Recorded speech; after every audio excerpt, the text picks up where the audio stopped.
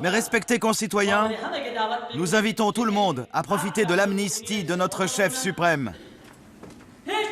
Nous ne ferons aucune différence, qu'il ait été général, député, sénateur, maire. Nous ouvrons les portes de l'émirat islamique à tout le monde. Nous devons nous unir et construire le pays. Nous ne détruirons pas notre régime simplement pour de l'argent. Nous ne sommes plus ennemis.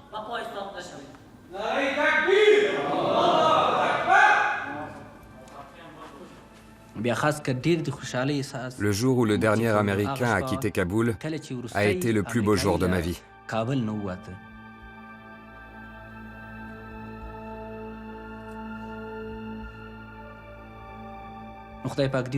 Je prie Dieu que la paix et la sécurité perdurent, que la guerre et le malheur prennent fin, car les Afghans ont trop souffert toutes ces années.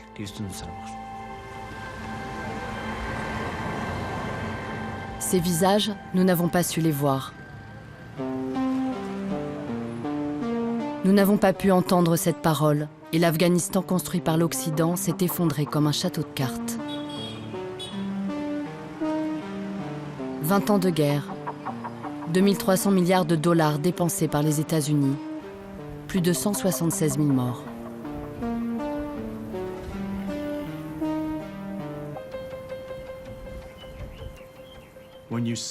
Quand vous faites le bilan humain, on ne peut parler que d'une tragédie. Il y a plein de leçons à en tirer. Mais est-ce que nous allons vraiment le faire? La question, c'est est-ce que les soldats français qui ont combattu en Afghanistan, ceux qui sont morts, ceux qui ont été blessés, est-ce que ce fut un combat pour rien? C'est ça la question.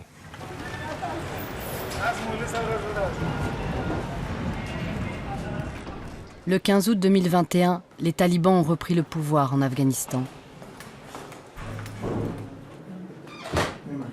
Sortis de leur clandestinité, les jeunes découvrent leur capitale, Kaboul. Les anciens, eux, retrouvent les sièges qu'ils occupaient. Pour comprendre leur retour, il faut faire parler les mémoires. Revenir aux origines des talibans, 30 ans plus tôt.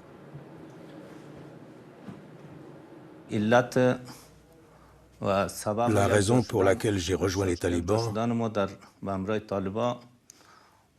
c'est que le pays était troublé. La guerre civile avait commencé. Nous ne pouvions plus nous déplacer, plus vivre au calme. Il y avait tellement de difficultés qu'on ne se sentait plus du tout en sécurité.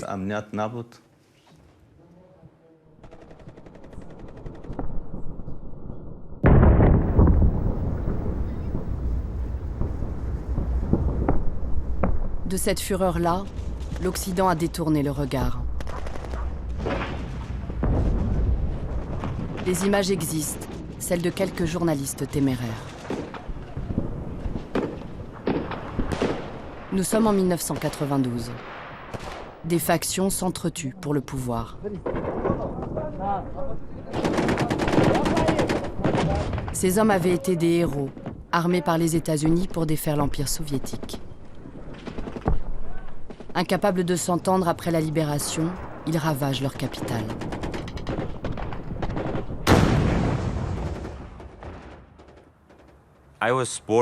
Je suis né à Kaboul. J'étais très profondément blessé. Ce souvenir me touche encore. C'était une ville fantôme. Après 4 heures de l'après-midi, les chiens erraient. Des chiens qui étaient habitués à manger des corps humains, de la chair.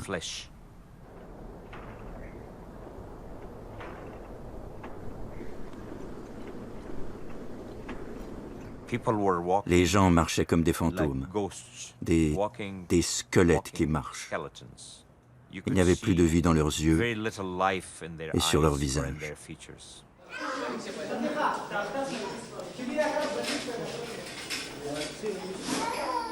2 ans de tuerie, ça ne s'oublie pas.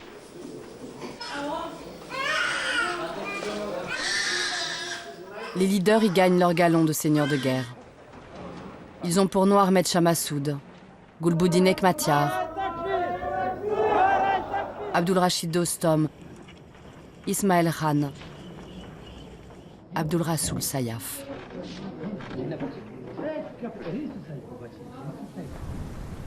Qu'ils soient commandants, chefs religieux, de partis ou d'ethnie, ils remplissent les cimetières. Et les femmes deviennent des proies. Des enlèvements, des viols, des mariages forcés. Il y en a eu un nombre incalculable. J'avais une petite voisine qui s'appelait Nahid. Nous habitions dans le même quartier, Makro Rayan 3. Des hommes sont arrivés pour l'enlever et la violer. Sa grand-mère lui a dit de se jeter par la fenêtre. Cette jeune fille s'est jetée du 6e étage. Elle s'est écrasée au sol. Son corps est resté là 2 jours. Personne n'osait le récupérer.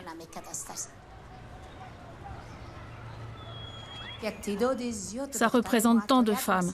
Une génération entière a été sacrifiée.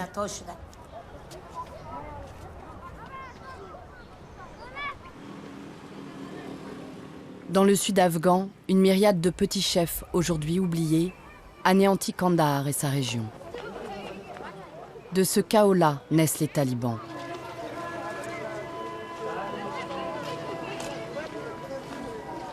Là, en 1994, ils quittent leurs écoles coraniques pour rétablir l'ordre et le droit.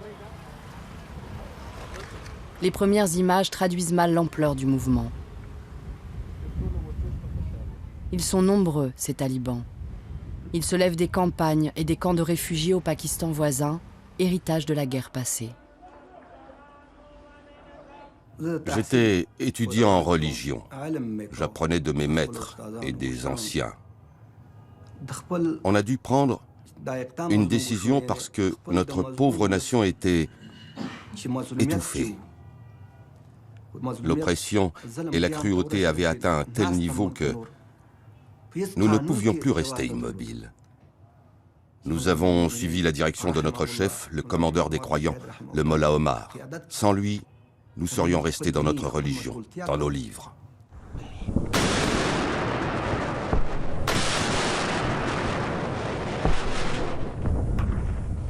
Les talibans prennent la majorité du pays.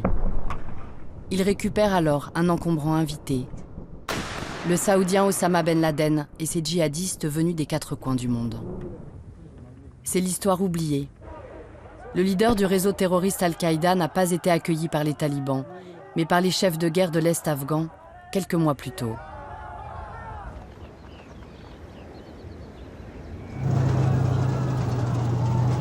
En 1996, les talibans rentrent dans Kaboul et débarrassent le peuple des seigneurs de guerre.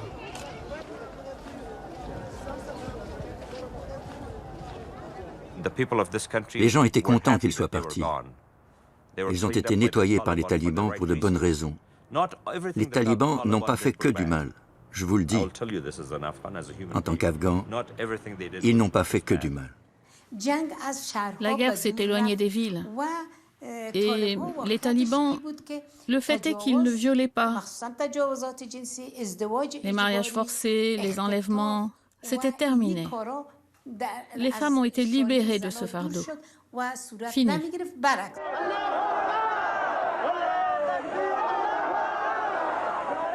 Ils instaurent un ordre ultra-puritain, moral, qui indigne le monde entier. Les femmes disparaissent, exclues de la vie publique, du travail, de l'éducation. Nous voyons ces images d'oppression sans comprendre qu'elles sont le prix d'une paix retrouvée. Le choc est brutal pour les citadins. Après 15 ans de communisme et une guerre civile, ils sont confrontés à l'islam rigoriste de leurs compatriotes.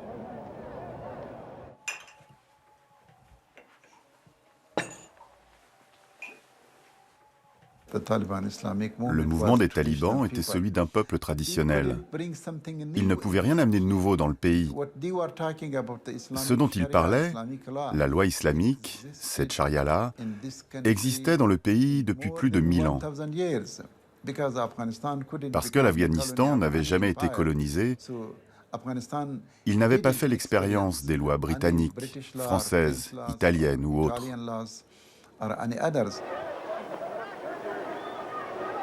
Durant 5 ans, les talibans dirigent l'Afghanistan d'une main de fer. Puis tout bascule à l'autre bout du monde.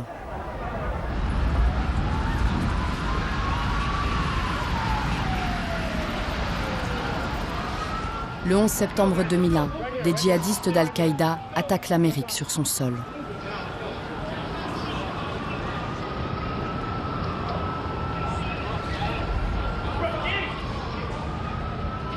Les États-Unis sont aveuglés par l'incompréhension et le désir de vengeance. Every nation in every region now has a decision to make. Either you are with us or you are with the terrorists. La Maison-Blanche refuse de négocier avec les talibans. Elle associe le régime afghan à la nébuleuse d'Al-Qaïda, dirigée par Osama Ben Laden. Elle n'écoute pas les voix dissonantes au sein même de ses services. Dans les services secrets, il y a eu beaucoup de discussions au début. Devons-nous attaquer les talibans? Et il y a des gens à l'époque qui ont dit qu'on ne devrait pas. Parce que selon nos informations, oui, les talibans avaient servi d'hôtes à Al-Qaïda.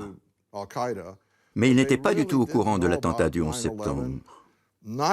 Pas un seul Afghan, pas un seul taliban n'a participé à cet acte terroriste.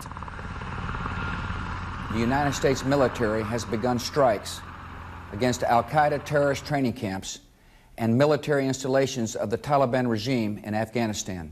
These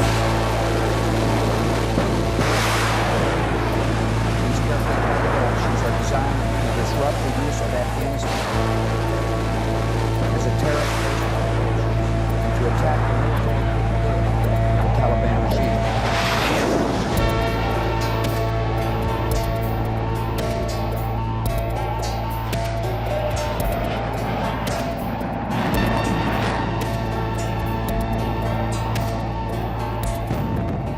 En octobre 2001, l'Amérique frappe vite, fort. Elle arrive par les airs pour détruire Al-Qaïda et le régime taliban.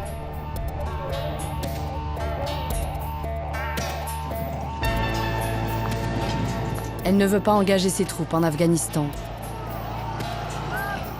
Pour combattre au sol, la CIA achète les seigneurs de guerre, ceux-là même qui ont détruit le pays 7 ans plus tôt. Quand les Américains sont arrivés, il y avait ces seigneurs de guerre pleins de ressentiment. Et lorsqu'on leur a dit « on va vous donner des armes pour reconstituer vos armées », ils ont tout de suite dit oui. Nous ferons ce que vous voudrez, mais laissez-nous redevenir des seigneurs de guerre. La CIA m'a appelé et m'a dit « Tout ça va amener un avenir brillant à l'Afghanistan. Nous allons venir en masse pour battre les talibans et Al-Qaïda, vos ennemis. » Et ils sont venus. La plus grande armée du monde, la plus grande puissance économique du monde vient me voir et me demande « Qu'est-ce qu'on peut faire ?» C'est comme si d'un coup on se transformait tous en Spider-Man.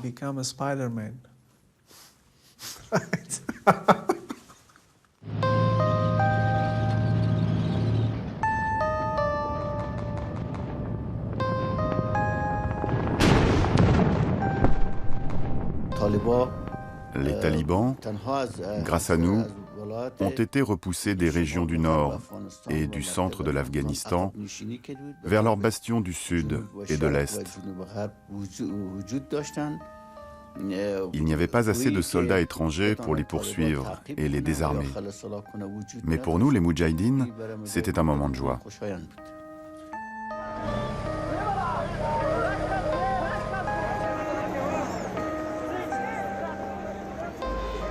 Les chefs de guerre reprennent la moitié de l'Afghanistan en moins de 2 mois.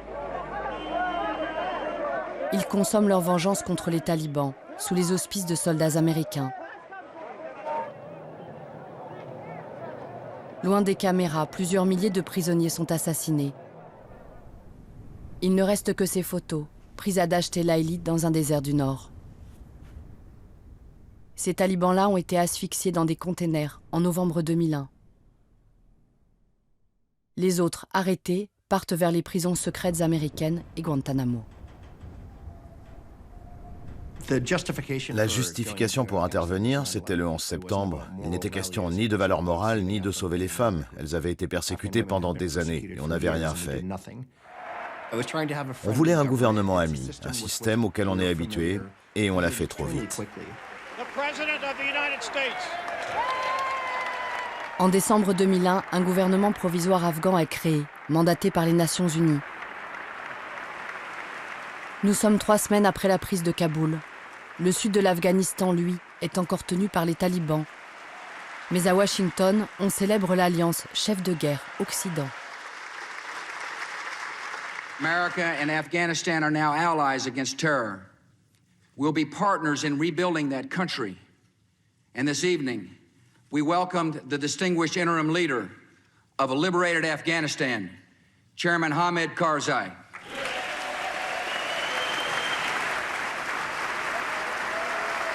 Hamid Karzai, choisi par les États-Unis, est issu de l'ethnie Pashtun du sud afghan. Les talibans lui font une offre de reddition qu'il accepte le jour de sa nomination. Le lendemain au Pakistan, 6 décembre 2001, l'ambassadeur taliban donne une conférence de presse.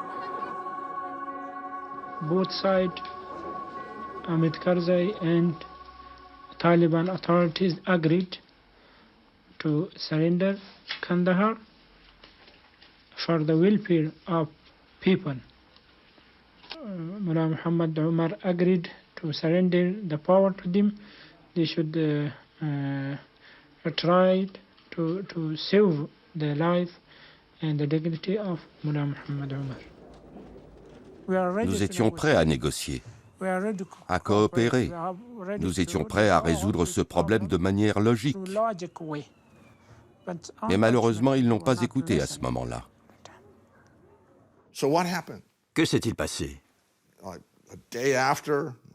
Un jour après ou 2, je ne me rappelle plus, Rumsfeld fait un discours qui annule précisément cet accord-là. I do not think there'll be a negotiated end to the situation that's unacceptable to the United States. That's unacceptable. Okay, that's... C'est ce que j'appelle, moi, la faute originelle. Mais ces gens-là contrôlaient 90% du territoire afghan. Où sont-ils allés? Ils n'ont signé de reddition à personne. Je crois aujourd'hui que si nous nous étions posé cette question sérieusement, la réponse aurait été que ces gens-là sont ici, et qu'il faut leur parler, qu'ils représentent quelque chose, et que peut-être ils pourront faire partie du consensus national.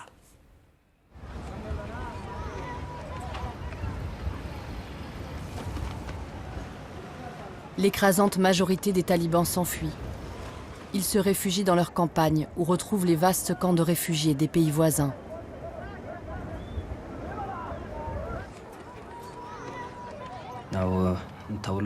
Je suis né durant cette période d'exil.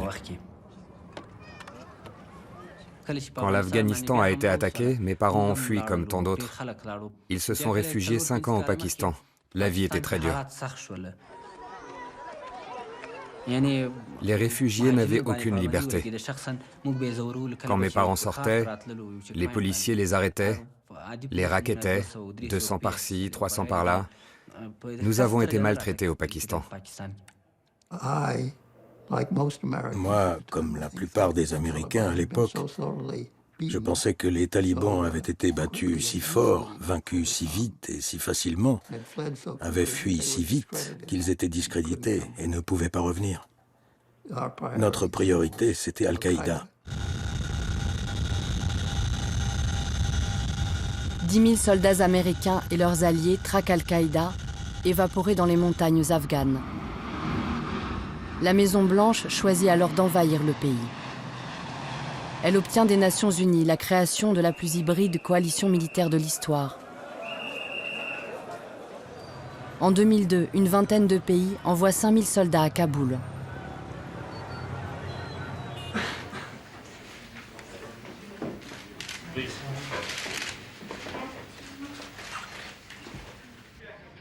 We're at a point where we clearly have moved from major combat activity to a period of stability and stabilization and reconstruction. And the bulk of this country today, it's secure. We see people returning to their country from all across the globe in large numbers.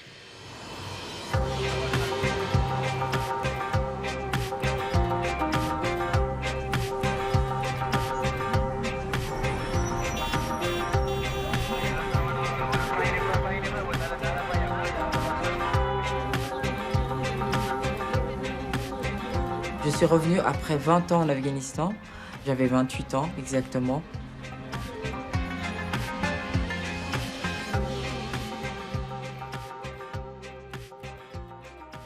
On part de zéro, il y a tout à faire en Afghanistan.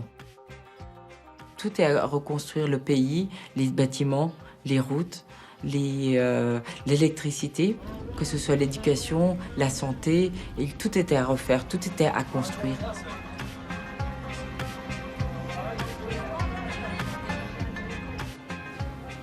Et très vite aussi, j'ai réalisé que les médias étaient à construire.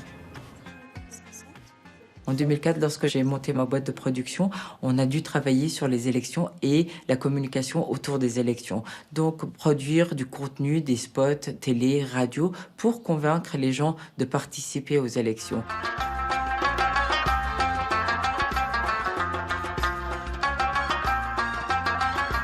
هموطنان عزیز، من حامد کرزی کاندید ریاست جمهوری آینده افغانستان. بسم الله الرحمن الرحیم. این جانب دکتر مسعود جلال کاندیدای ریاست جمهوری اسلامی افغانستان و من الله توفیق. بسم الله الرحمن الرحیم. اسم ما عبدالرشید دوستم است. یکی از کاندیدهای مستقل ریاست جمهوری آینده. En 2004, la communauté internationale met en place et finance la première élection présidentielle au suffrage universel. Tout à coup, c'est la première fois qu'on nous demandait notre avis pour élire notre président, notre leader.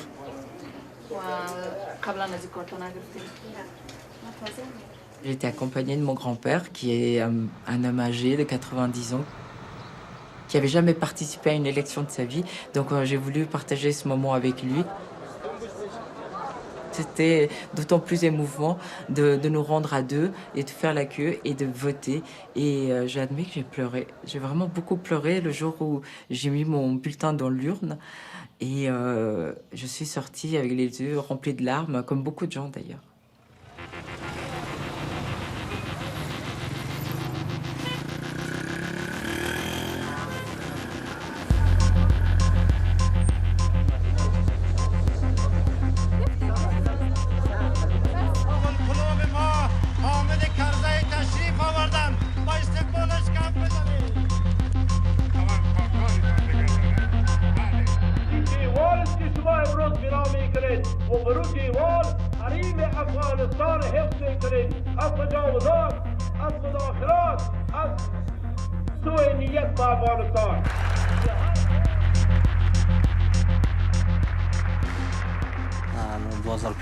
En 2005, j'ai eu mon diplôme universitaire et j'ai voulu travailler.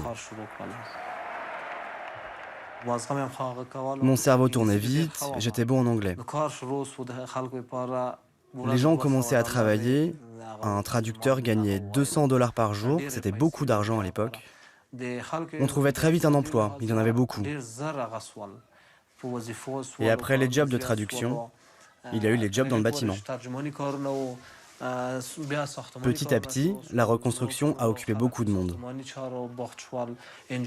Les ONG ont progressivement ouvert leurs bureaux. La communauté internationale a suivi.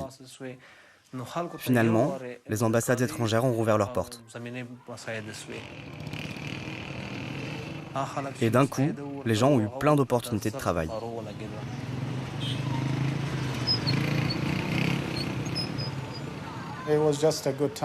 C'était une époque sympa, joyeuse. Par exemple, toute notre vie, nous avions rêvé d'avoir un drapeau. Vous savez, les gens ont besoin de symboles. Ils ont besoin de choses qui les stimulent, leur donnent du moral et du courage.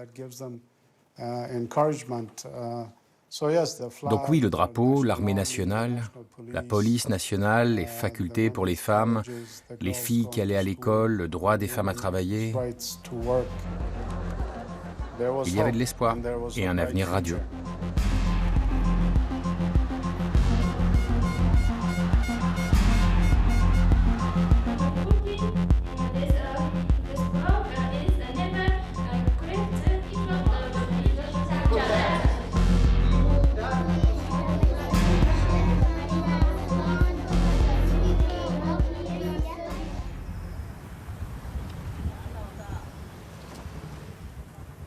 De cet argent qui renfloue les villes, la campagne n'en voit que les miettes.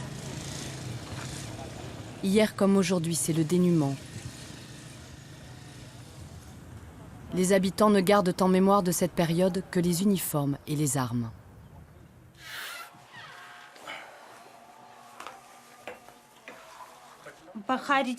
Ces étrangers, je les ai vus arriver, évidemment. Comment ne pas être inquiète? Les soldats n'amènent que souffrance et misère. Évidemment, j'ai eu peur. On était désespérés, en colère. On savait qu'on allait en souffrir. Ils n'amènent que ça, la souffrance. Et pour longtemps.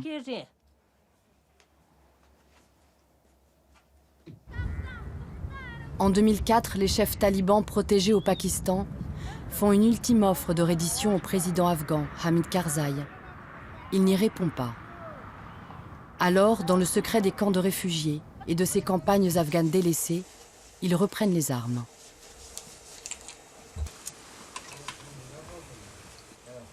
Dès 2006, ils autorisent quelques journalistes occidentaux à filmer leurs combats.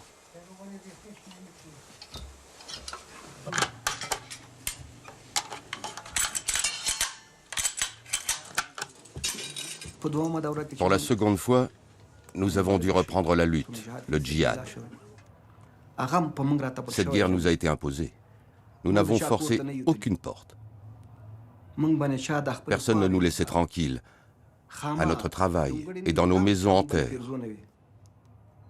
C'était notre droit de musulmans de défendre notre maison, défendre notre nation opprimée.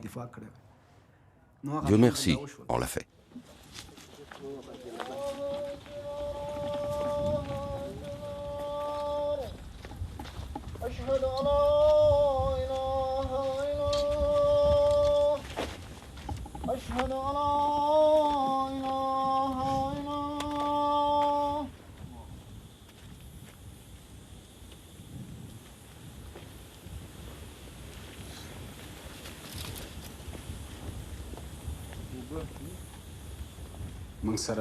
On manquait d'armes.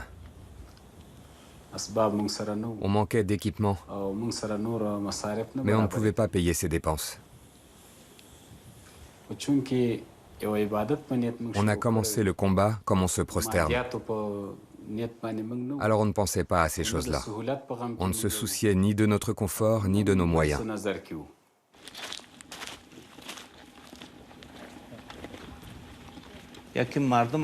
D'abord, les gens nous ont soutenus. La nation est passée de notre côté. Les gens nous ont aidés et donné des moyens. Certains nous ont amené des armes ou de l'argent et d'autres hommes se sont engagés. Dieu merci, nous avons pu gagner des villages puis des districts.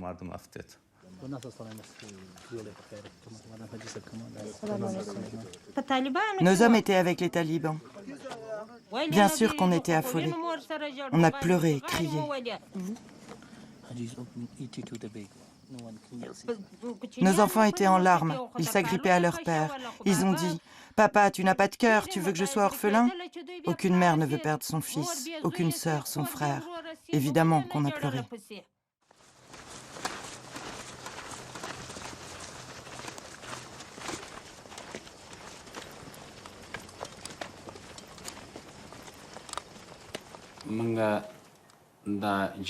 Quand on a commencé le djihad, on avait peu d'espoir de rester en vie. On a accepté de mourir en martyr.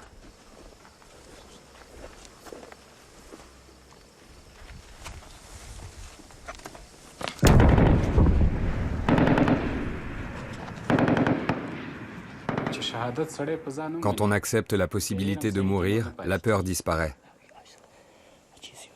Et sans peur, tout devient plus facile.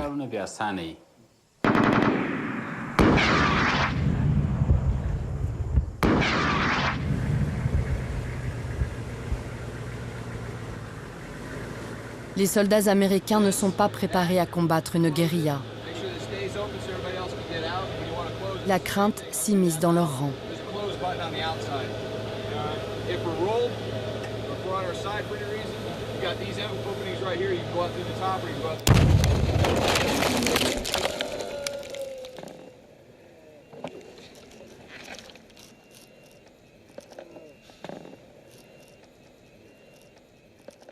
Je pensais que ma mission serait plutôt facile. Je croyais que c'était réglé, fini. Et qu'on gagnait du temps pour trouver un moyen de régler le problème Al-Qaïda. C'est ce que je croyais. Et la réalité, quand je suis arrivé sur le terrain, était complètement différente. Je me suis rendu compte qu'il y avait toujours des combats en Afghanistan, malgré ce que prétendait la Maison-Blanche. Il y avait toujours une guerre. La situation sécuritaire en Afghanistan empirait. L'avancée des talibans était incroyablement inquiétante.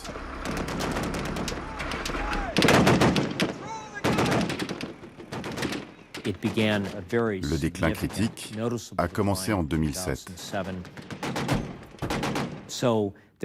Donc, il était indiscutable qu'il nous fallait plus de soldats de l'OTAN et des États-Unis pour contrer l'avancée des talibans. Taliban and Al-Qaeda are preparing to launch new attacks. Our strategy is not to be on the defense, but to go on the offense. The alliance was founded on this principle. An attack on one is an attack on all. Vous venez de décider de renforts français en Afghanistan. On va quand même pas laisser revenir ces moyenâgeux qui mettaient la burqa avec juste une petite fenêtre assez malheureuse. Vous disiez il y a un an, pendant la campagne, oui, vous disiez aucune armée étrangère dans toute l'histoire du monde n'a réussi à gagner une guerre. Mais sauf que c'est pas une guerre là, puisque nous sommes aux côtés des Afghans. En 2 ans, le nombre de soldats américains et occidentaux double. Ils sont 60 000 en 2008, d'une quarantaine de nations différentes. Plus ils sont déployés en Afghanistan, plus les combats s'intensifient.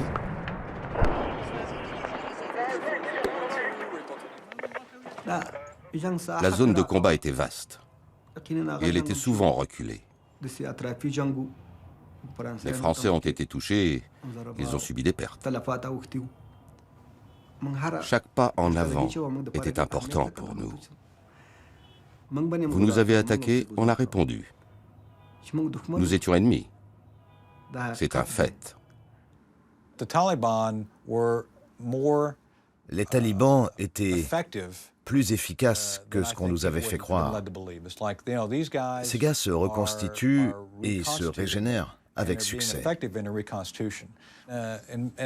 La plupart du temps, nous avions été formés pour penser qu'ils étaient des alliés imbriqués à Al-Qaïda. En fait, qu'ils étaient presque les mêmes. J'ai fini par comprendre avec le recul que c'était pas vrai. Les talibans sont plus apparentés à la résistance française de la Seconde Guerre mondiale, si vous voulez, car c'est une entité régionale, celle de l'ethnie Pashtun.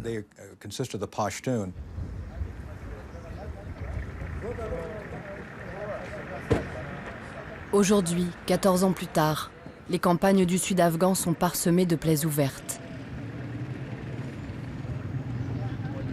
Rien n'est indemne, pas même les rares écoles.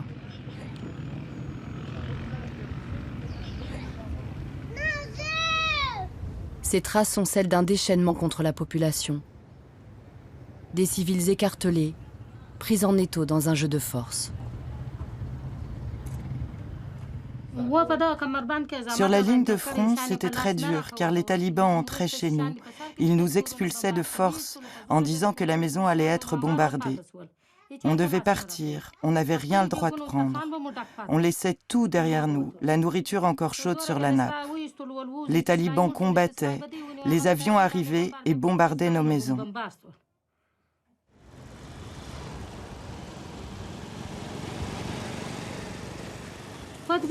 On était terrifiés. Au son des avions, nos cœurs explosaient de peur. On hurlait avec les enfants et on se réfugiait dans les coins sombres de la maison. La nuit, quand les avions arrivaient, on courait pour se cacher dans les alcôves. On a pris l'habitude de toujours garder nos sandales à côté de nos lits.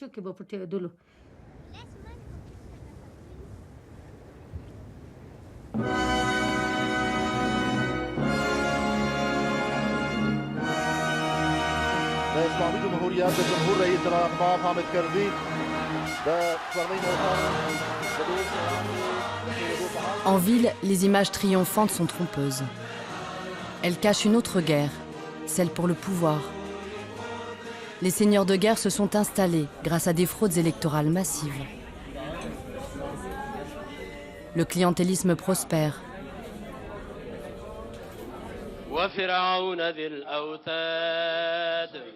Le Parlement est à l'image du pays, fracturé. C'était un mélange de seigneurs de guerre, de barons de la drogue, corrompus, des gens bien, des technocrates, des communistes, la gauche, la droite, le milieu de la route. Toutes sortes de gens, des populistes. Les voleurs et des criminels ont vu ça et se sont dit « Wow, on va se faire plein d'argent ». Certains de mes collègues au Parlement se sont fait beaucoup d'argent. C'était une porte ouverte à la corruption. Une mafia politique était créée par une mafia économique.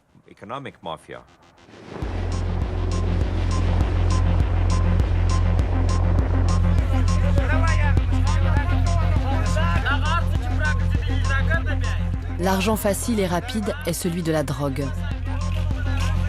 Interdite sous les talibans, sa production explose. Kaboul change de visage. Dès 2007, les Poppy Palace, les palais du pavot, surgissent, symbole d'une narco-architecture.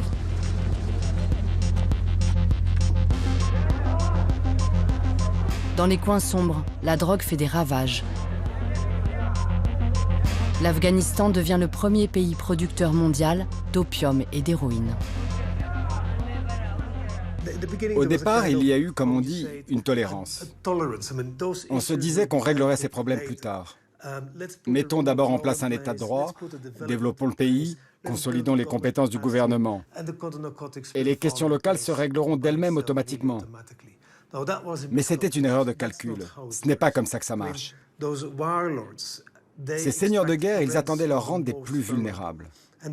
Puis ils se disputaient ces rentes, ces profits. Ça voulait dire qu'ils devenaient responsables de l'instabilité. Le gros du narcotrafic n'allait pas aux talibans. 150 millions de dollars pour les insurgés. Le reste, 1,85 milliard de dollars. Ça allait à qui ?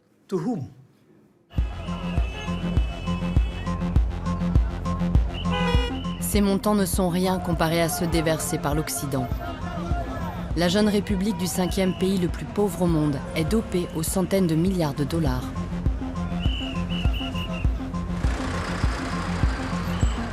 Construction de routes, de bâtiments publics, formation, approvisionnement. L'économie afghane est une bulle. Une grande part des financements retourne en Occident sous la forme de profits pour les entreprises internationales et leurs sous-traitants. Vous pouvez avoir des résultats pour une attribution de marché que le ministre va toucher. Ce qui est beaucoup plus grave, c'est les 50% de ce contrat qui vont partir dans des sociétés qui ont des frais de gestion ou des frais d'administration qui sont tout à fait scandaleuses.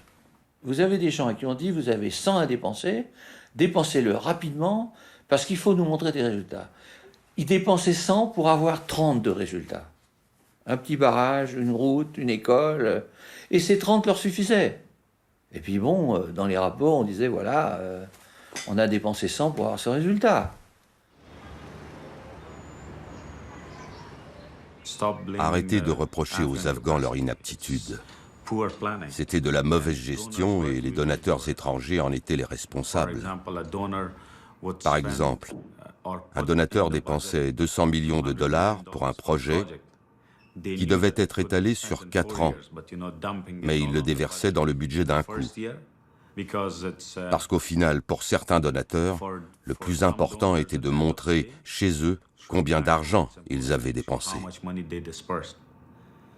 Mais lorsque cette corruption a atteint le sommet de l'État, c'est là que les choses ont commencé à se dégrader sérieusement. Parce que lorsque les petits qui n'étaient pas vraiment corrompus réalisent que au sommet de l'échelle, la corruption est massive et on parle de sommes énormes. Ils se sont dit, mais pourquoi pas nous dans ce cas-là? Et là, ça a gangréné tout le système et toute la pyramide.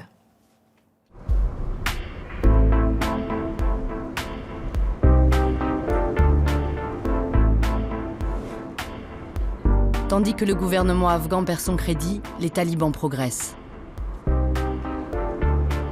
En 2009, ils étendent leur gouvernement de l'ombre sur un tiers du territoire. En 30 ans d'existence, leur stratégie n'a pas changé. Hier comme aujourd'hui, ils instaurent l'ordre et le droit religieux pour asseoir leur pouvoir.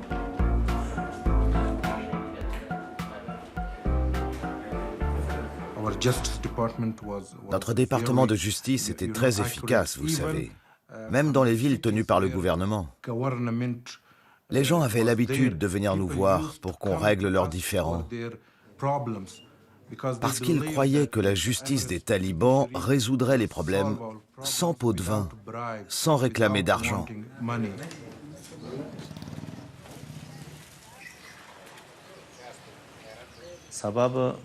Nous n'avons pas de désaccord grave. Cette unité est le secret de notre réussite. Et nous faisons confiance à nos chefs. Le pouvoir et le poste occupé dans notre émirat ne comptent pas. Vous pouvez vous en rendre compte aujourd'hui encore, si nos leaders décident de remplacer un ministre par un gouverneur de district, personne ne demande pourquoi.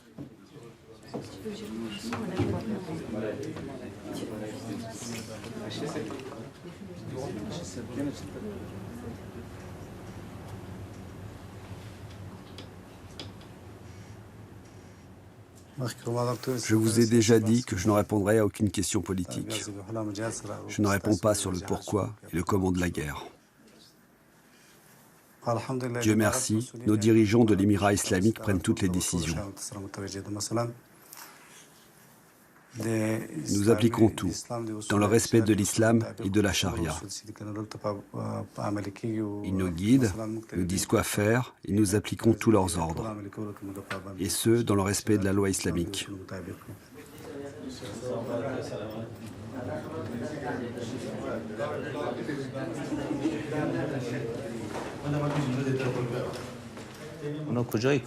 En face, ils n'auraient jamais pu faire ça. Leur gouvernement était impuissant, c'était des marionnettes. Les décisions étaient prises par d'autres personnes. Ils ne pouvaient rien faire.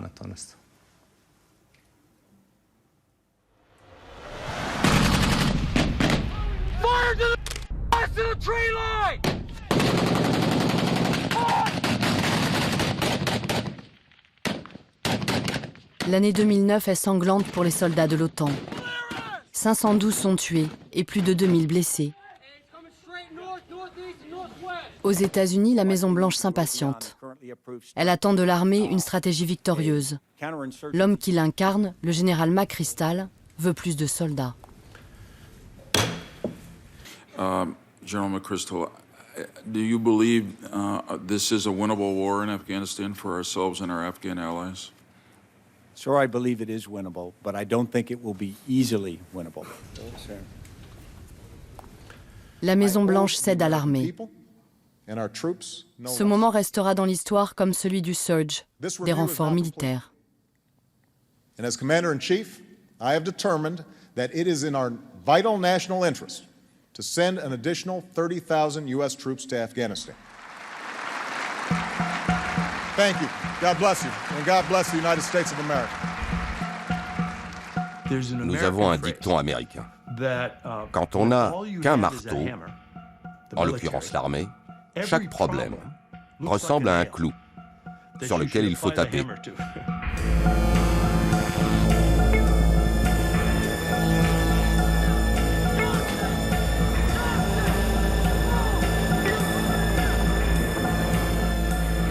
En 2010, 120 000 soldats occidentaux, dont 90 000 Américains, sont déployés en Afghanistan.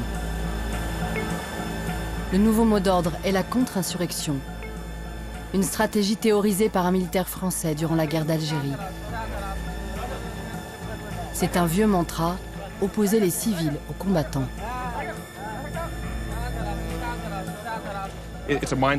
C'était un changement de mentalité de comprendre que la population était notre trophée. On essayait de gagner leur soutien et en même temps d'infliger des dommages à l'ennemi. Il fallait montrer aux gens que ça leur coûterait très cher de rejoindre l'insurrection.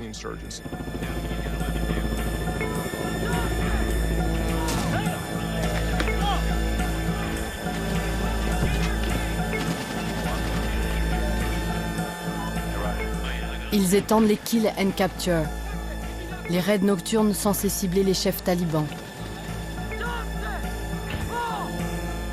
Cimetières et prisons se remplissent.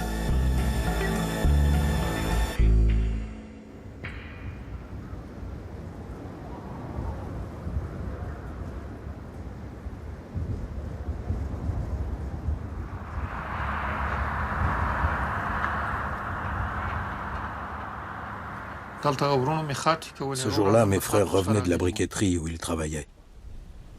Vous voyez notre village, nous manquons d'argent, il n'y a rien ici. Mais nous avons des familles nombreuses à nourrir.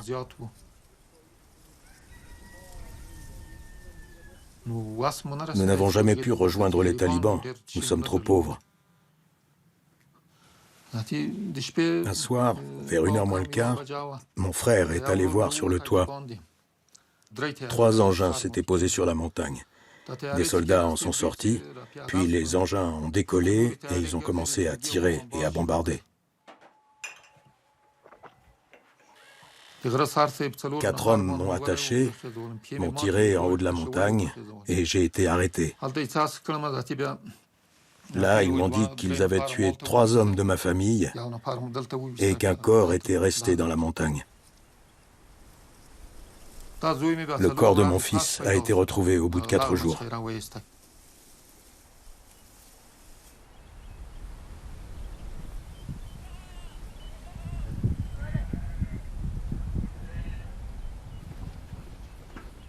Dans ces régions de l'Est et du Sud afghan, l'Amérique renforce son image d'occupant. Et l'usage des drones, qui ne fait que débuter, achève de lui faire perdre le soutien de la population.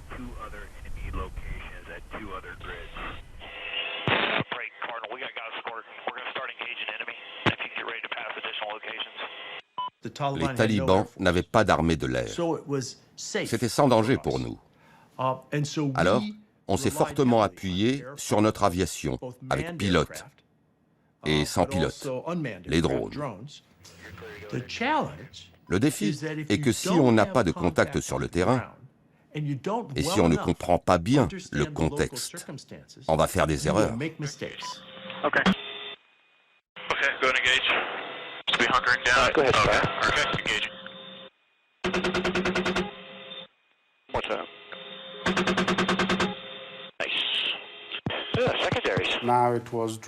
On a été droné, on a été bombardé par erreur.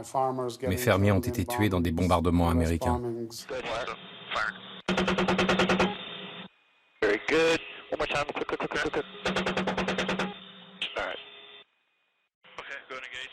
Un fermier, ses 2 fils ont eu leurs jambes amputées.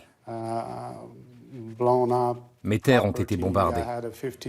50 hectares de grenadiers, tout brûlés, réduits en cendres. 50 hectares de vignes, détruits. Donc économiquement, et on peut dire spirituellement, mentalement, tout le monde, chaque arbre, chaque feuille, l'air, les oiseaux, tout le monde a été touché. Quand je suis retourné dans mon village, j'ai eu l'impression que les arbres pleuraient.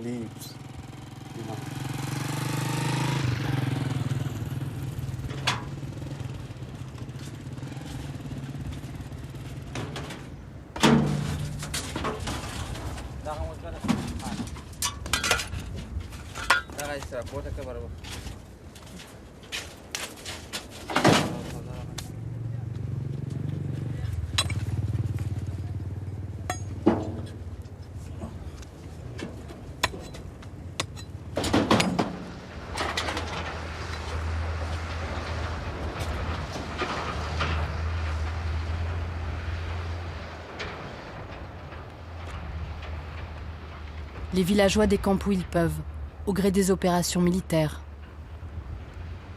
Ils sont des centaines de milliers, déplacés dans leur propre pays. On a fui dans tellement d'endroits que je ne me rappelle plus.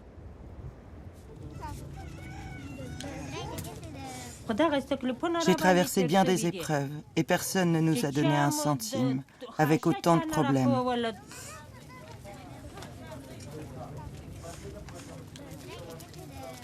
Les enfants étaient affamés, on n'avait pas de nourriture, on n'avait rien à cuisiner, les pauvres pleuraient de faim.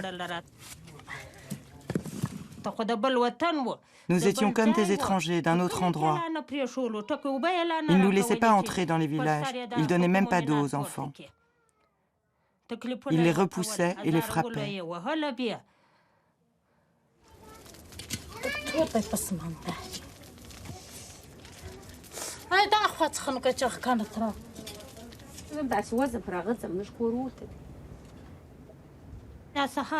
Quand le soleil se lève, sa lumière nous réchauffe. Et l'après-midi, quand l'obscurité s'installe, nos cœurs sombrent. Nous suffoquons. Peut-être que cette guerre est une punition de Dieu pour nos péchés. Dieu seul le sait.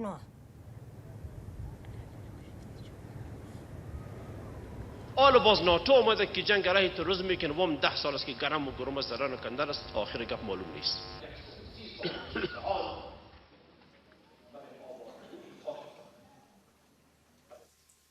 والله بالله ترتور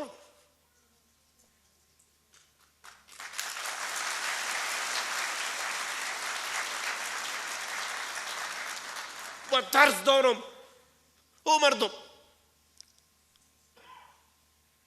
و ترس دارم که نشوا خدا نکرده که میرویس مجبور به خارج شو و خارجی شو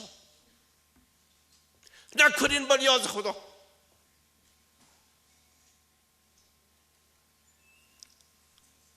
Ce cri du président afghan est un appel à Barack Obama pour qu'il revoie sa stratégie. Pour la première fois, la Maison-Blanche envisage de négocier avec les talibans. Mais l'administration américaine est divisée.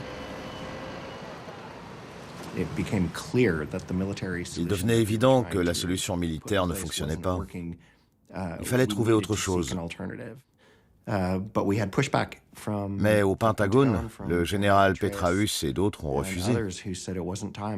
Ils ont dit que ce n'était pas encore le moment de négocier, qu'on devait tuer plus de talibans. En fait, reprendre l'avantage sur eux avant de pouvoir discuter. Le problème, c'est que nous n'avons jamais réussi à dominer militairement. On était dans le déni complet. Je pense qu'on s'est leurré en croyant qu'il y avait une solution militaire. Et les talibans avaient cette capacité régénératrice. Le Pakistan était un sanctuaire pour eux. Ils pouvaient se reconstituer chaque année. Ils étaient toujours plus nombreux à venir. Donc on pouvait toujours continuer à les combattre, à les tuer, vous savez. Ils continueraient à revenir.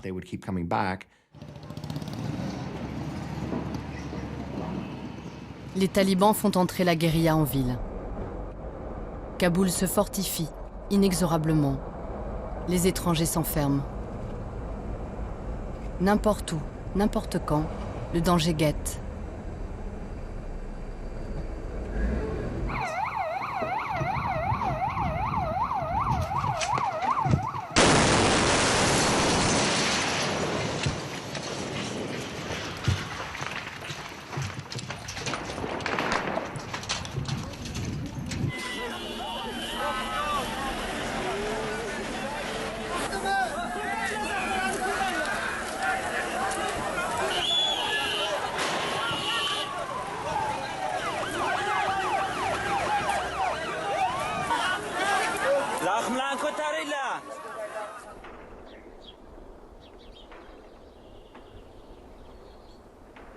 Après 10 ans en Afghanistan, la Maison-Blanche est dans une impasse.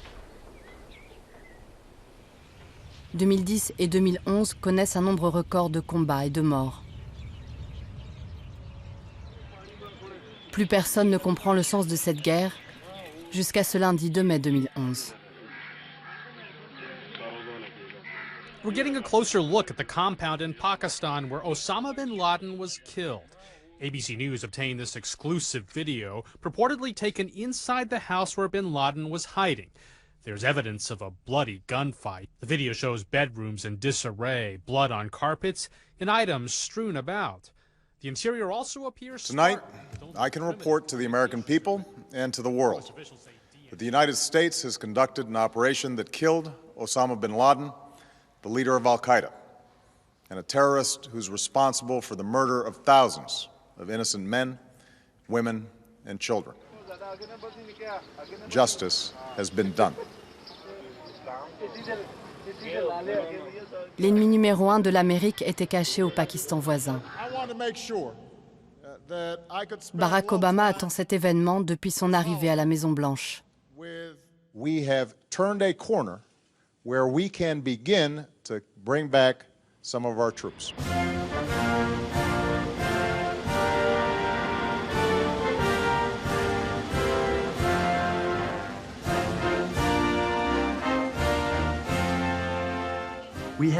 Nous avions 100 000 soldats américains en Afghanistan, puis 40 000 soldats de l'OTAN. Et c'est l'élément révélateur. Ces années de renfort coûtaient à l'Amérique 120 milliards de dollars par an. Par an.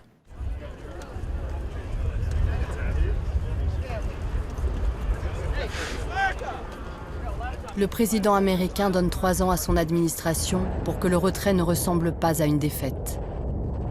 La France est parmi les premiers pays alliés à retirer ses troupes de combat. Il n'y a pas ici qu'une présence symbolique. Nous voulons que la France reste en Afghanistan, différemment du passé, parce que nous avons accompli la mission.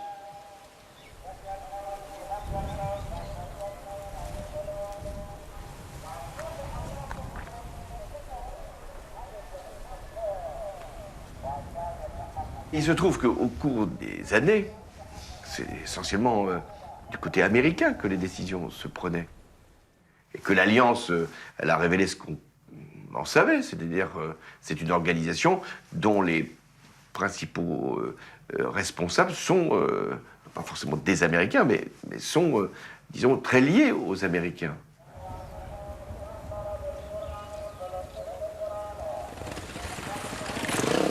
Si aucune troupe combattante ne restera en Afghanistan à partir de janvier 2013, il y aura toujours des formateurs qui accompagneront les cadres de l'armée afghane et la police.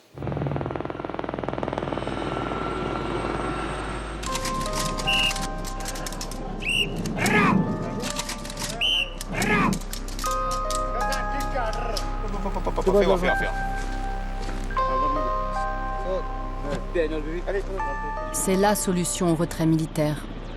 Que les forces de sécurité afghanes prennent le relais en 2 ans.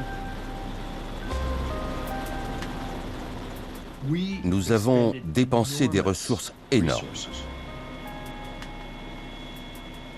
Je crois que le montant s'élève à 80 ou 90 milliards de dollars pour construire les forces de sécurité afghanes. Et nous avons fait plusieurs erreurs critiques. D'abord, nous avons construit une armée afghane qui, dans son ensemble, reflète la nôtre. Mais ça a été si rapide et si conséquent que nous avons dilapidé une grande partie de l'argent investi dans les forces de sécurité afghanes. Et finalement, nous avons déversé des montants énormes dans un système, du ministère jusqu'aux simples soldats, qui reflétait la corruption endémique de la société afghane.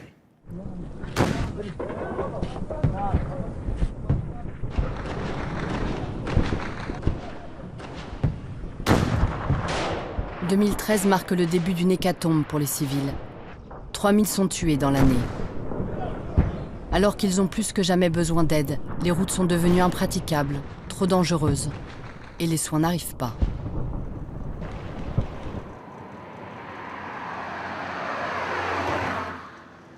La communauté humanitaire internationale ne voyageait que par avion.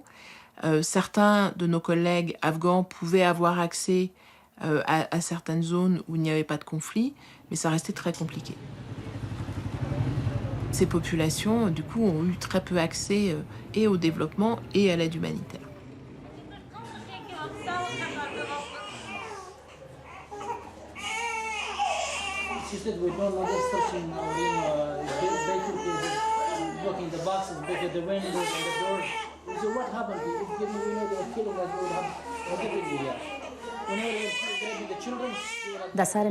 Sur nos tables d'opération, on avait en moyenne 5 à 10 personnes tous les jours. Les médecins étaient sans arrêt occupés à sauver des vies. Malheureusement, certains patients ne pouvaient pas arriver à temps. Ils arrivaient trop tard parce qu'il n'y avait pas de véhicule, ou qu'il y avait des combats, ou encore d'autres problèmes.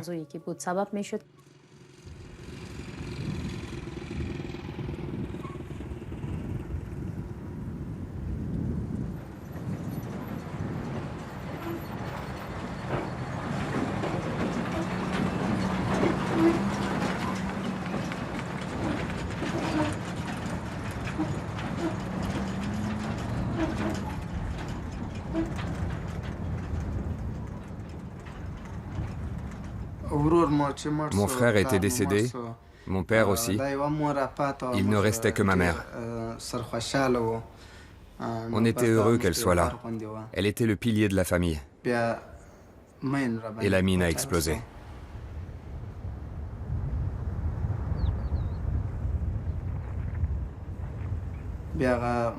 Dans le bus, j'étais avec ma mère, mon petit bébé et ma sœur.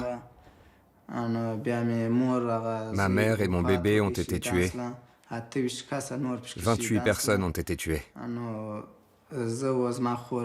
Ma sœur et moi, Dieu nous a sauvés. Il était minuit. Il n'y avait personne. Ni talibans, ni soldats, ni ambulance. Il n'y avait personne. Dans des endroits surpeuplés, les talibans faisaient exploser des bombes avec des motos ou des voitures piégées. Énormément de civils ont été tués alors qu'ils n'étaient ni avec le gouvernement ni avec les talibans.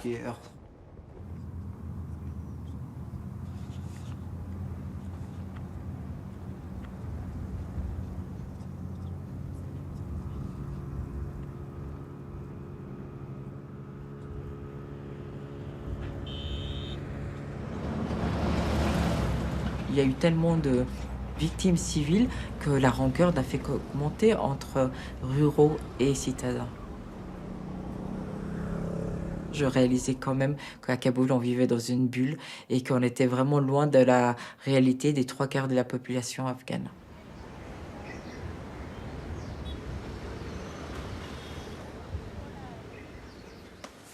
Film میگیرن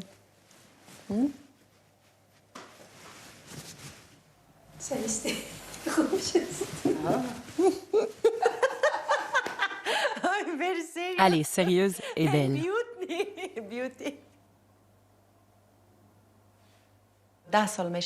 Ça fait 10 ans que je suis arrivée à Kaboul pour continuer mon éducation. Notre famille est une famille d'enseignants et de lettrés. Mon père est poète. Toutes mes sœurs ont fait des études. J'ai de la chance car la famille de mon mari est ouverte d'esprit. Après mon mariage, j'ai pu poursuivre mes études. J'étais déjà mère d'une petite fille quand je suis rentrée à l'université. J'étais mère et ma fille avait 6 mois. J'ai été admise dans une faculté privée de droit et de sciences politiques. La brutalité s'immisce partout dans la société afghane. À la pauvreté et aux attentats se greffe la criminalité. Elle explose dans toutes les grandes villes afghanes. Il y avait eu une montée des kidnappings. Ça m'a beaucoup inquiétée parce qu'on disait que personne n'était à l'abri, que même les femmes et les enfants étaient kidnappés. C'était aussi compliqué car c'était une période où beaucoup d'investisseurs privés venaient investir dans des usines, des ateliers, dans de la production et ça a beaucoup ralenti justement cet élan-là.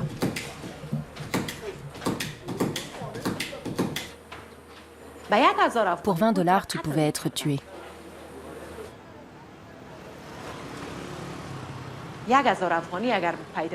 S'ils trouvaient $20 ou un portable à $30 sur toi, ils te menaçaient de mort pour prendre l'argent et le portable. Ensuite, tu étais chanceux s'ils partaient sans t'avoir frappé. Tout ça à cause de la pauvreté, à cause du chômage et du manque de développement. Vous savez, nous sommes musulmans. Dans l'islam, voler est complètement interdit. Et la question de savoir pourquoi le système était tel que les gens devaient voler $20 pour survivre doit être posée aux dirigeants de cette période.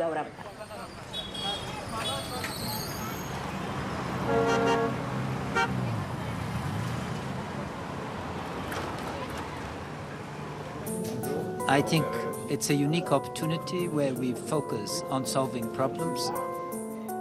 En 2014, c'est l'élection présidentielle. Depuis que la guerre a commencé, les Afghans sont passés de 20 à 33 millions. Une jeune génération est née, une classe moyenne citadine, éduquée, qui aspire au changement. J'étais jeune quand j'ai compris l'importance de nos droits. Nous aussi sommes citoyens de ce pays et avons un rôle à jouer en politique. Nous pouvons prendre en main notre destin.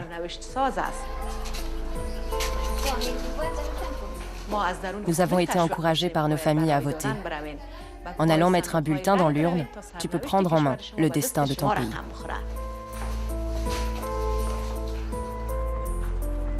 Ashraf Ghani, le nouveau président, est un technocrate. Formé aux États-Unis, il veut réformer l'État.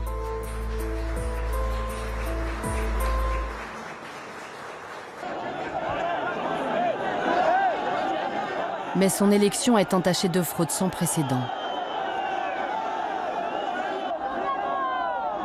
Le principal opposant d'Ashraf Ghani, Dr Abdullah, refuse le résultat.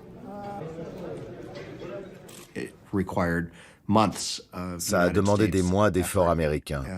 Je passais beaucoup de temps en Afghanistan cet été-là, à essayer d'aider Ghani et Abdullah à négocier le résultat de cette élection, parce qu'aucun des deux ne voulait céder. I'm here because President Obama and the United States of America are deeply interested in a unified, democratic, and stable Afghanistan. We obviously have high hopes that the questions about the election will be resolved quickly, can be resolved. Finalement, on a forgé, grâce aux efforts du secrétaire d'État John Kerry, un gouvernement d'unité nationale. On espérait qu'il puisse diriger le pays pour continuer de faire avancer cette expérience démocratique.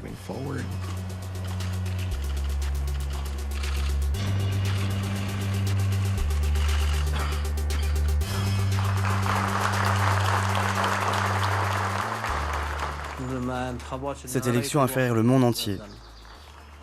L'élection présidentielle, ils l'ont transformée en jardin d'enfants. On voyait bien qu'on avait beau avancer, on reculait.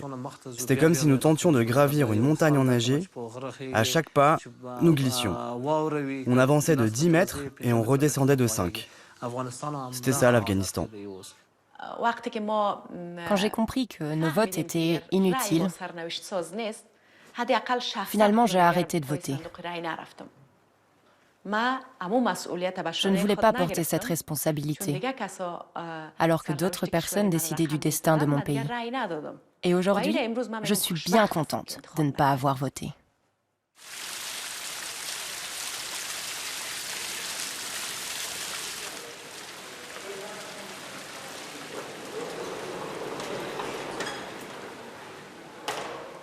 Nous savions que la garde rapprochée du président et leur famille, aucun d'eux ne vivait ici. Ils n'avaient aucun lien avec le pays, malheureusement. On s'est tous dit que ces gens allaient s'enfuir. Il y a des années, j'ai dit que c'était comme un avion rempli de gens venus de l'extérieur qui dirigeaient le pays, et cet avion était prêt à repartir avant que le pays tombe.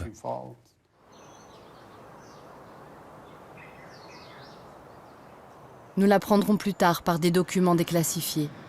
La Maison-Blanche sait déjà que le retrait américain signera l'effondrement de l'État afghan.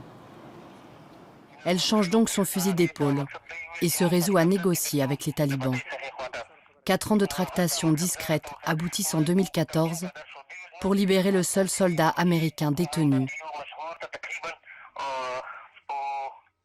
Un accord avait été agencé qui devait conduire à l'ouverture d'un dialogue. Ça incluait un échange de prisonniers. 5 talibans à Guantanamo contre Bo Bergdahl. Ce gars était enfermé depuis des années. Alors, allons-y, on a négocié ça.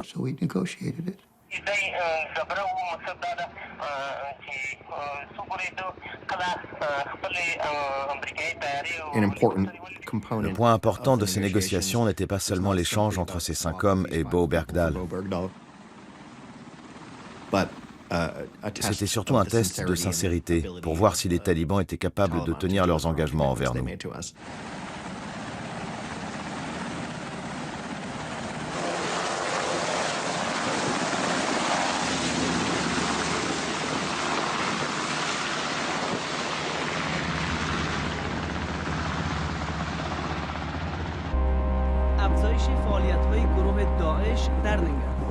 La même année, Daesh s'implante en Afghanistan pour y étendre son combat contre les Occidentaux. C'est la violence mise en scène, arrivée d'Irak et de Syrie. Daesh veut faire échouer les pourparlers. Il est l'ennemi autant des talibans que des Américains.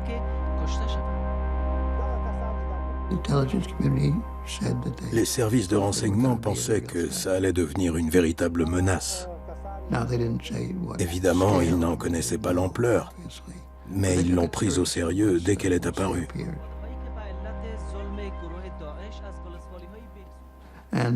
Et c'est devenu... Je pense que ça leur a donné une excuse pour annuler la décision d'Obama de partir en 2016.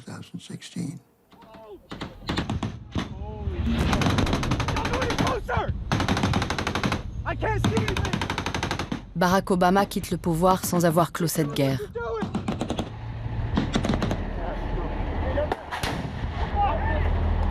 Pour compenser le retrait des troupes, l'armée américaine amplifie l'usage des drones pilotés depuis le Nevada. 10 fois plus de frappes en 2 ans. Pour une cible tuée, 9 autres personnes meurent, talibans ou pas.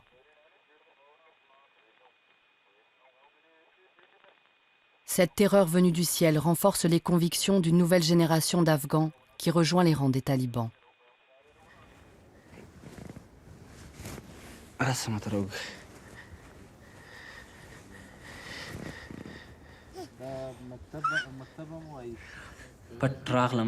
Je suis parti en cachette et ma mère était paniquée. Je lui parlais en vidéo sur le WhatsApp de mon frère. Elle me disait de faire très attention. Et mon père ne m'a rien interdit, lui. Il m'a dit que c'était la guerre pour la liberté et la guerre pour l'islam. Il a dit que si j'étais tué, emprisonné ou blessé, il serait fier de moi.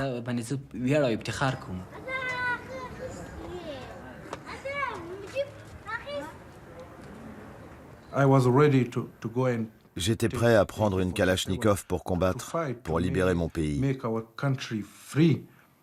Mais ils m'ont donné un ordre. On a beaucoup de gens avec des armes, on a besoin de vous dans les villes. Et je suis devenu conférencier à l'université de Kandahar. Et à côté, il n'y avait pas que moi. Nous diffusions notre message à notre peuple. Nous leur expliquions qui étaient les étrangers, ce qu'ils voulaient, et à qui appartient ce pays, et au bout du compte, qui restera.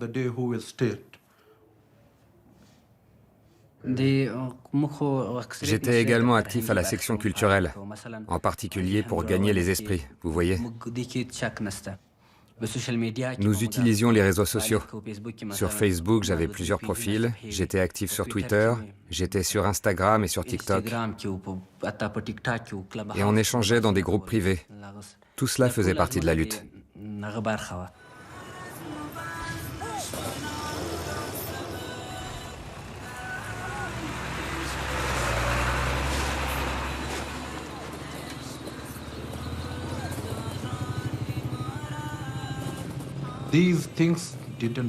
Tout ça n'arrive pas sans un système, vous savez. Nous avions 10 à 12 commissions et chacune fonctionnait comme un ministère. À la fin, entre 2018 et 2020, on avait des revenus en millions. Vous voyez, les revenus quotidiens. On avait nos douanes, pour chaque province, on avait un gouverneur et pour chaque district, des responsables. Aujourd'hui, 4 ans plus tard, le gouvernement taliban est sorti de l'ombre. Les combattants ont pris la place des policiers sur qui ils tiraient. Le personnel administratif des talibans a investi les lieux de pouvoir. Dans ces ministères à Kaboul, une partie des fonctionnaires de l'ancien régime est restée. Ils travaillent maintenant avec les talibans, ceux-là même qui hier les attaquaient. اوج رویداد اینجا در وزارت فواید عامه صورت گرفت. مهاجمان هر آن که را دیدند به گلوله بستند.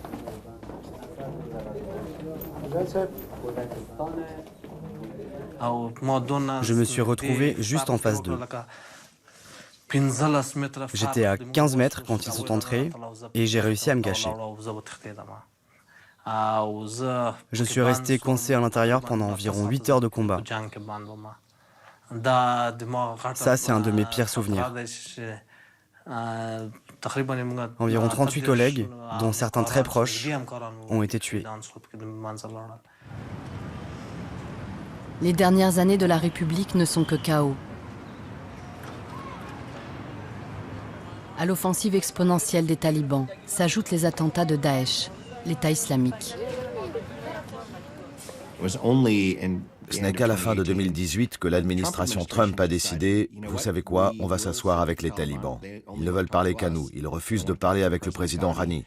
Alors on va s'asseoir avec eux pour voir si on peut trouver un genre d'accord qui nous permette de partir et de s'assurer que nos intérêts sur le contre-terrorisme sont respectés.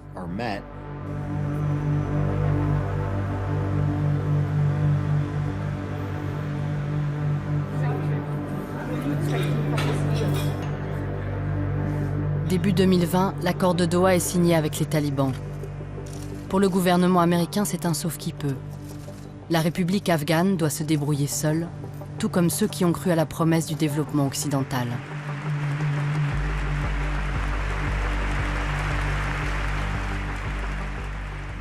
La stratégie américaine de négocier avec les talibans, discuter avec eux, en écartant le gouvernement afghan, a été un coup très dur. Globalement, l'ambiance était que les USA avaient passé un accord avec les talibans, alors pourquoi est-ce qu'on combat? À cause de ça, vous savez, ils ont clairement perdu le moral.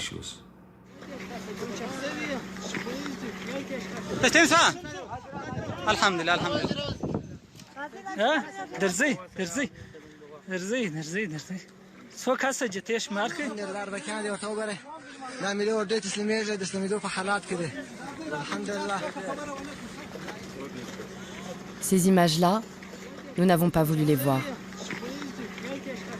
L'armée afghane qui dépose les armes. Il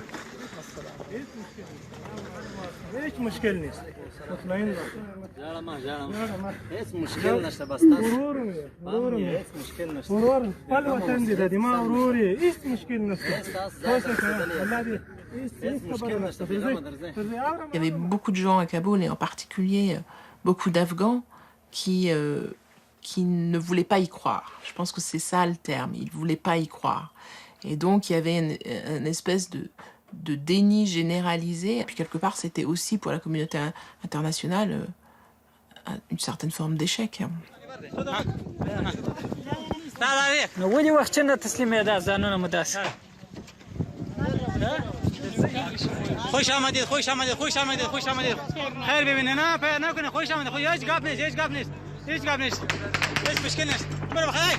Today's headline, we are witnessing more cities in Afghanistan falling to the Taliban.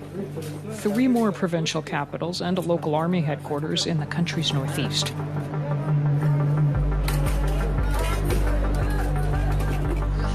In recent days, the Taliban have captured huge chunks of territory, including many of the country's largest and most important cities.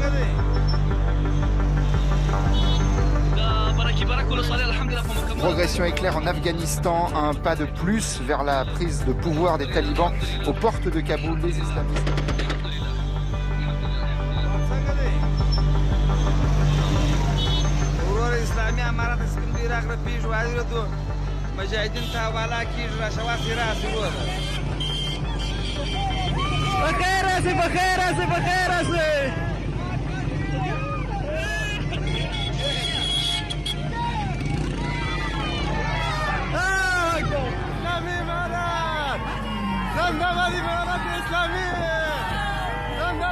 Ces cris de joie résonnent en nous comme la victoire de l'ennemi.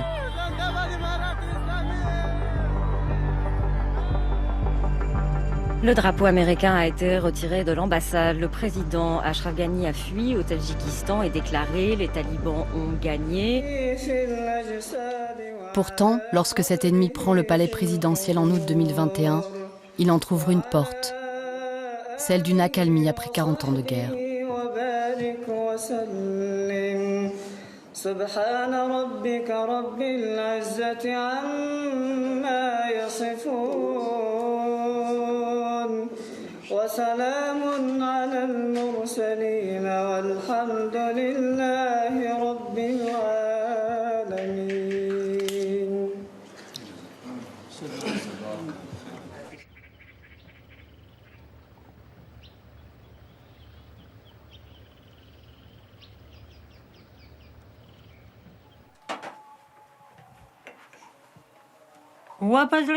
Nos cœurs sont légers.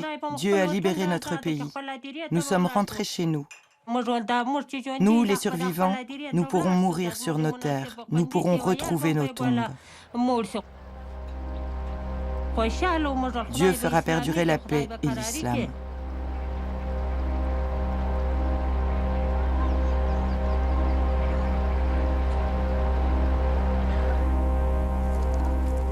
La République afghane est morte. Les talibans rétablissent leur émirat islamique sur les décombres de notre présence. Nous laissons un pays à l'arrêt, ruiné.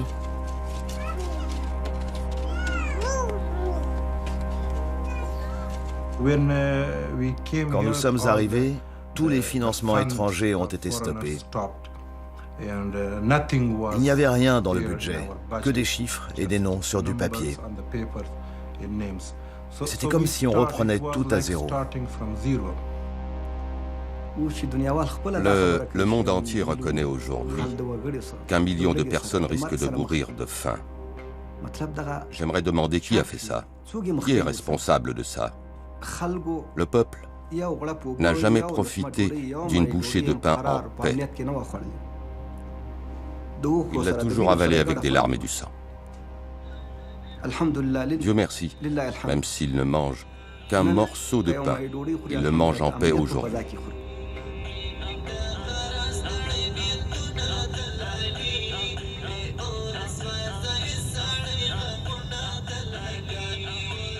Un goût amer reste dans la bouche.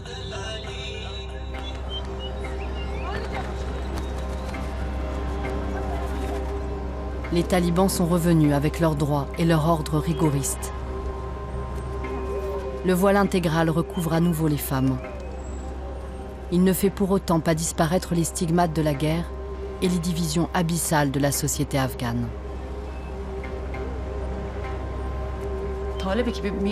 Les talibans arrivent et annoncent une amnistie générale. Ils disent qu'ils ont pardonné tout le monde.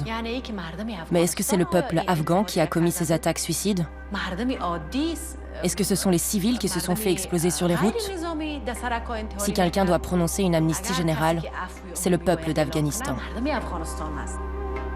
De toute ma vie, je n'ai connu des talibans que les bombes, les destructions des routes ou des cliniques. Pour moi, leur gouvernement n'a aucun intérêt. Mais s'ils reconstruisent et s'ils servent le pays, alors je suis prêt à leur pardonner.